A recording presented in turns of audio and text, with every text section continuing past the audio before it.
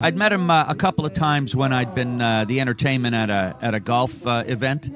You know, I remember once I was at some high-end golf club north of the 401. What was it called? Anyway, there were high-rolling Bay Street Illuminati and assorted severely tanned dentists and surgeons up there. Drunk, which are an obnoxious crowd at the best of times.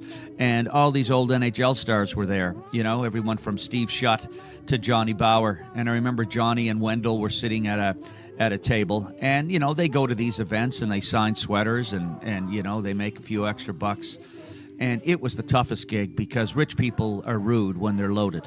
And the last thing they want to have is, a comedian on stage knocking the stuffing out of their, $5,000 putters.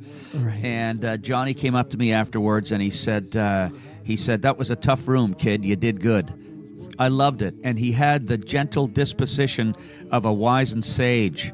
And I met him at another time. I worked with the Famous People Players years ago, whose place is down here. And Johnny was there getting an award along with me. And he and his wife were just so sweet. Just so sweet. And the host was, really close to his face that night, and with the microphone, and he's like, I think he was 88 at the time, Right. or 89, and he just sat there smiling. And another time, I'll never forget it.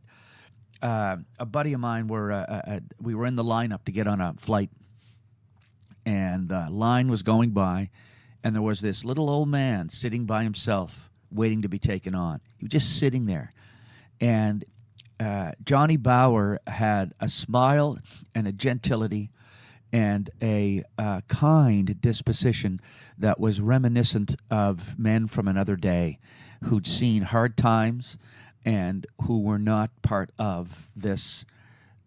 And it's just the change of the world. NHL celebrity culture that exists today, they existed as part of our own tapestry of Canadiana when the game was played on frozen ponds and in farmers' fields or lakes here in eastern Ontario. And he was just sitting there, and everybody was walking by and nobody noticed him. And I just looked, I went, wow, it's Johnny Bower. And my buddy who was with me said, yes, it is. And he just looked up and said, how you doing, boys? Nice. And he was just sitting there quietly, and when Dad was 80, I took him to see I finally got some free tickets at a CBC after being on their network for almost 15 years to see a Leaf game. So I took my Newfoundland dad down, and he got a buzz on as expected. And I'd gone out to get I said, now sit right here. I'm going to go get us a couple of pints. And I came back. He was 80 years old, and Dad, by the time I got back, he was double-fisting a couple of Miller Tall Boys. And I said, Dad, I went out to get us some beers. And he said, a young fella came by, and he said, oh, Mr. Bower, it's a pleasure to meet you. That's fantastic. Oh, my God. So he took the compliment. Yeah, he said, thank you beer. very much, son.